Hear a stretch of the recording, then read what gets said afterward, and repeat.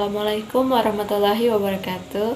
Baiklah, saya Novifa Qatul Alfiah, NIM 063 dari kelas PI2B kelompok. Nah, saya di sini akan menjelaskan sedikit poin A, yakni perkembangan dan pertumbuhan fisik masa kanak-kanak akhir. Nah, perkembangan dan pertumbuhan masa kanak-kanak akhir ini berlangsung dari usia 6 tahun hingga 12 tahun. Nah, sebab yang menyangkut perkembangan dan pertumbuhan. Yang pertama, yakni perkembangan dan pertumbuhan tubuh. Perubahan-perubahan fisik merupakan perubahan biologis yang meliputi perubahan-perubahan fisik individu yang meliputi perubahan-perubahan fisik individu secara faktor genetik. Nah, genetik dari orang tua, perkembangan otak, tinggi badan, serta berat badan. Kemudian yang kedua, otak. Nah, otak berfungsi sebagai susunan saraf yang mengatur dan mengontrol mental dan fisik seseorang. Kemudian yang ketiga, perkembangan motorik. Nah, pada masa kanak-kanak akhir ini perkembangan motorik anak lebih halus dan lebih terkoordinasi dibanding masa kanak-kanak awal. Kemudian yang keempat, yakni olahraga. Nah, olahraga sangat penting dalam masa kanak-kanak, terutama masa kanak-kanak akhir. Nah, peneliti mengemukakan bahwa olahraga berkaitan dengan pertumbuhan kognitif anak. Nah, di sini orang tua dan juga sekolah sangat berperan penting untuk tingkat olahraga anak-anak. Assalamualaikum warahmatullahi wabarakatuh. Saya Ismi Rodialuna akan menerangkan perubahan kognitif masa kanak-kanak akhir. 1. Teori perkembangan kognitif Piaget. Menurut Piaget, proses berpikir merupakan fungsi kritis dalam kehidupan yang memungkinkan anak untuk beradaptasi dengan lingkungannya. Cara berpikir anak-anak prasekolah tergolong operasional. Anak-anak prasekolah dapat membentuk konsep-konsep yang stabil. Mereka juga mulai mampu untuk bernalar. Piaget menyatakan bahwa tahap operasional konkret berlangsung pada usia sekitar 7 hingga 11 tahun. Pada tahap ini anak-anak dapat bernalar secara logis. Sejauh penalaran itu dapat diaplikasikan pada contoh-contoh yang spesifik atau konkret. Yang kedua, pemrosesan informasi. Menurut Gagner bahwa dalam pembelajaran terjadi proses penerimaan informasi untuk kemudian diolah sehingga menghasilkan keluaran dalam bentuk hasil belajar. Dalam pemrosesan informasi terjadi adanya interaksi antara kondisi-kondisi internal dan kondisi-kondisi eksternal individu. Model pembelajaran pemrosesan informasi adalah model pembelajaran yang menitikberatkan pada aktivitas yang terkait dengan kegiatan proses atau pengolahan informasi untuk meningkatkan kapabilitas siswa melalui proses pembelajaran. Model pembelajaran pemrosesan informasi biasa disebut model cognitive information processing karena dalam proses belajar ini terdiri dari 3 taraf struktural. Pertama, sensori. Informasi masuk ke sistem melalui sensory register, tetapi hanya disimpan untuk periode waktu terbatas. B. Working memory. Pengerjaan atau operasi informasi berlangsung di working memory. Di sini berlangsung berpikir yang sadar. Yang ketiga, long term memory, yang secara potensial tidak terbatas kapasitas isinya, sehingga mampu menampung seluruh informasi yang sudah dimiliki siswa. Yang ketiga adalah intelijensi. Intelijensi adalah kemampuan untuk memecahkan masalah serta beradaptasi dan belajar dari pengalaman. Yang keempat adalah intelijensi yang ekstrim, yaitu ada dua. Yang pertama, retardasi mental, yaitu suatu kondisi keterbatasan kemampuan mental di mana individu memiliki IQ rendah, biasanya di bawah 70 jika diukur dengan tes intelijensi tradisional.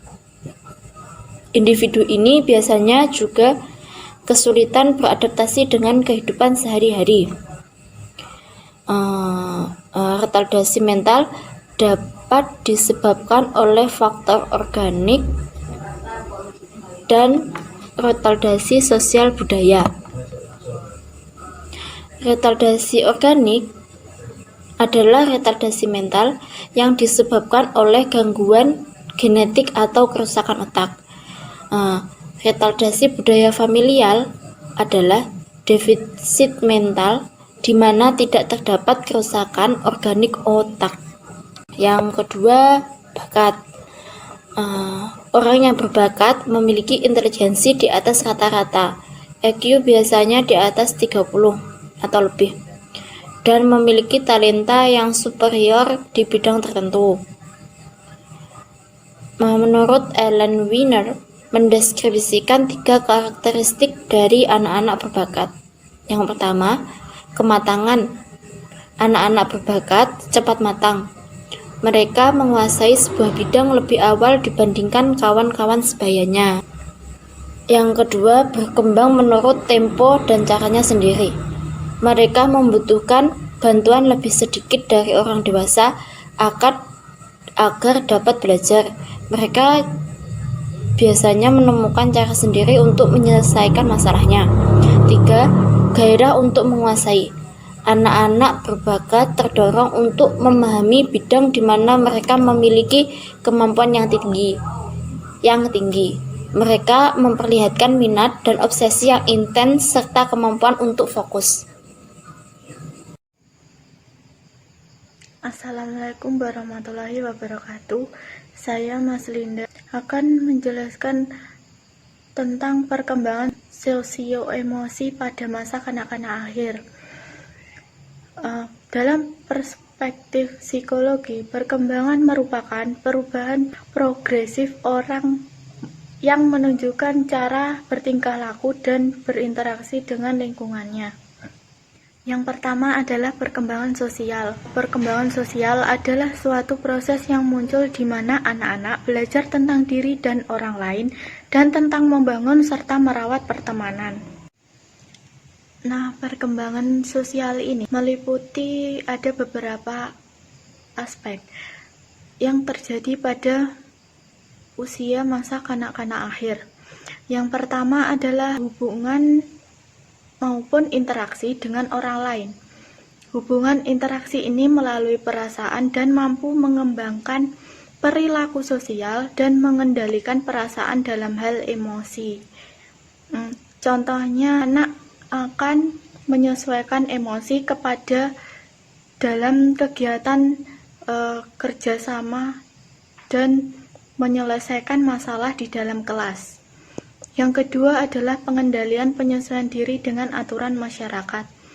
Contohnya, anak akan berusaha mencari teman untuk bermain dengannya. Dia akan membangun interaksi dengan anak lain tersebut. Yang ketiga, bantuan dan program yang sesuai dengan kebutuhan dan usianya. Pada usia masa kanak-kanak akhir yaitu 6-12 tahun, program yang sesuai adalah program pendidikan sekolah dasar, yaitu dari kelas 1 sampai kelas 6. Yang kedua adalah perkembangan emosi, yaitu anak belajar meluapkan perasaannya ketika berinteraksi dengan orang lain secara bertahap. Hal-hal yang berhubungan dengan perkembangan emosi anak adalah yang pertama, perubahan kepribadian anak. Pengalaman ini diperoleh setelah adanya perubahan karena hubungan dengan orang lain atau setelah terjadinya interaksi. Contohnya pada saat guru mengajar siswanya di kelas, ketika guru tersebut menerangkan atau akan memberi pertanyaan pada siswanya, maka siswa tersebut akan mempunyai kepercayaan diri yang tinggi. Dia akan berusaha mencari tahu dengan cara bertanya pada guru tersebut. Yang kedua adalah perubahan pola emosi. Yang pertama adalah yang umumnya terjadi, yaitu rasa takut. Rasa takut ini berpusat pada bahaya yang bersifat fantastik, adikodrati, dan samar-samar. Mereka takut pada gelap dan makhluk imajinatif, lihat guntur, serta pada karakter yang menyeramkan, seperti pada dongeng dan film. Yang kedua adalah rasa marah. Umumnya rasa marah ini disebabkan oleh Rasa marah ini disebabkan oleh berbagai rintangan, seperti rintangan dari orang lain maupun rintangan disebabkan oleh ketidakmampuannya sendiri atau aktivitas yang sudah berjalan dan sejumlah kejengkelan yang menumpuk. Yang ketiga adalah rasa cemburu. Rasa cemburu ini disebabkan oleh kemarahan yang menimbulkan sikap jengkel dan ditujukan kepada orang lain.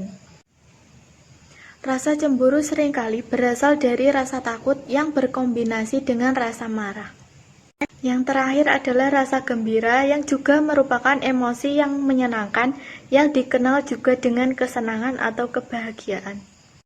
Oleh karena itu, perkembangan emosi anak perlu mendapatkan perhatian yang lebih, terutama dari orang tua, karena kondisi emosi seorang anak akan berdampak kepada penyesuaian pribadi dan lingkungan sosialnya.